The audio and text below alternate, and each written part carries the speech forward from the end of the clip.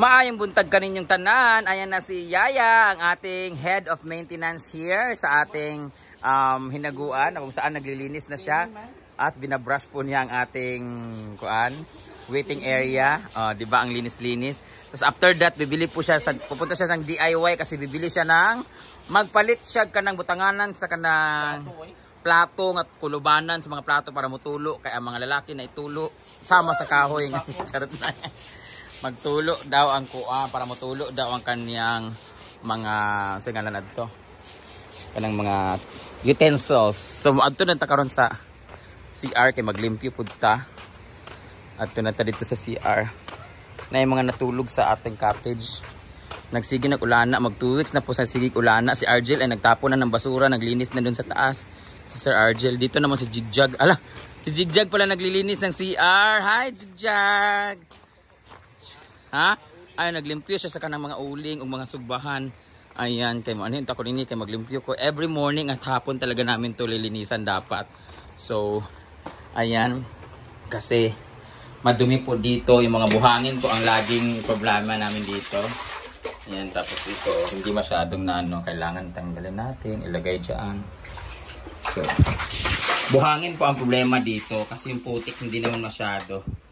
Buhangin po ang problema. Ayan, tapos may drainage tayo dito. Ayan, para mahulog yung mga buhangin. Ayan. Yan po ang daily routine ko dito. Every morning tsaka hapon. Pag wala pa yung mga maintenance ko, sila ni Takim, sila ni Puloy. Sila ni Puloy pala ngayon ay wala kasi nag-aani sila. Dito naman tayo sa female area. Ayan. Diba? Kasi ba't kaya nagsisi-CR dito, nagsisi-tanggalan itong mga ganito. Maliit po ang aming toilet, pangmasa lang po siya. Nireklamo sila ni Jigjag kasi maliit daw. Ayan.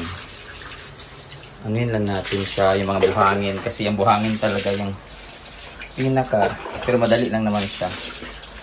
Ayan, ihuhulog lang natin siya sa drainage. Hanggang sa maubos siya. Ayan. Ayan, si Jigjag po ay magtatapon doon ng basura, ng mga basura na may mga napkin. Ba't naman ganito? Tinan mo naman, may mga talaga, mga guest, mga balabura. Andito yung mga tabo, nakarating. Ayan, dito nilagay mga sabon. Ayan, dito. Ayan, anin natin yung mga ganyan. Para malinis-linis. May brush naman pero mas maganda yung paa. Ay, may brush tayo dito. Ito nilagay sa ilalim. Mahirap mag-vlog na wala kang cameraman, guys.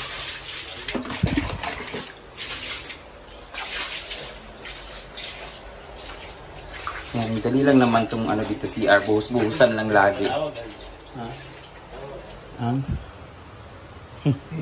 Na yung gidugo, guys.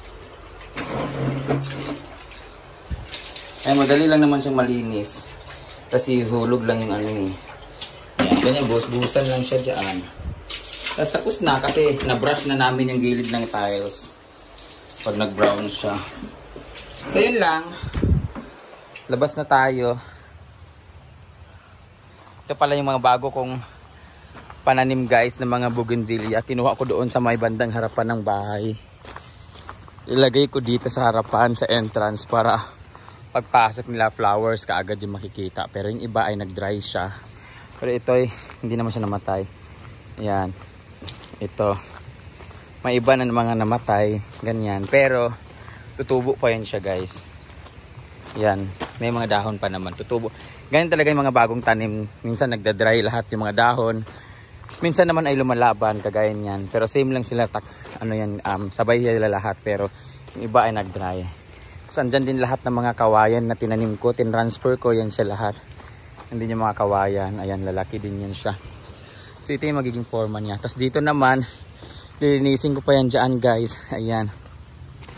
Ayan dito. Lilinisin namin kasi dyan namin itatanim yung mga sunflower pansamantala.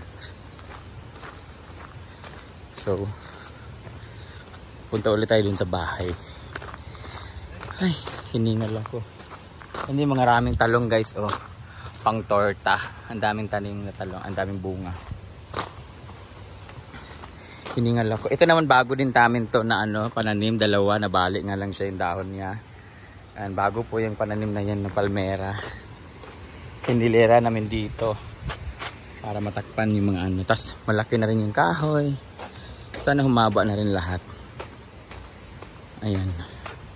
So kahapon ay merong event, meron pong first anniversary si Scarlett, kaya naglagay kami dyan ng ayan diba? Our first anniversary Scarlett babies. Kasama nila si Gio. Kamukha ni Gio. Ayan po si Scarlett. Ayan. Kani mga admin, so dito sila nag-inuman sila, sila dyan.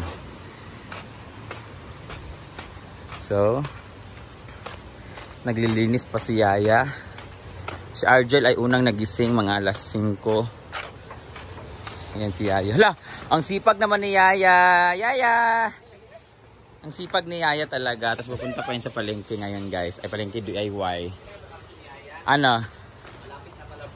Malapit na pala birthday niya. October kasi birthday mo kasing no. Kailan sing? October 7. Si Ma'am si G October 13. Si Cara October 16. Si Argel naman dito naglinis sa taas. Siya naman ang naglinis kasi siya una nagigising. Ito na, good morning! Good morning. Dito pala natutulog si Scarlett. Si Argel ang naglinis dito sa taas, nagluto para sa breakfast niya kasi siya yung unang may pasok sa amin. So yun lang. Anong mangyayari ngayong araw na to?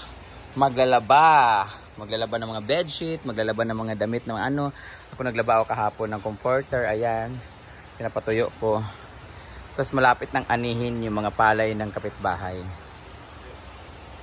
So maora to hanggang sunod na adlaw na pod. Magkapisa ko. Salamat kay Besi Asia for this mug. Nang nako. Diba? Kapita, mga higala.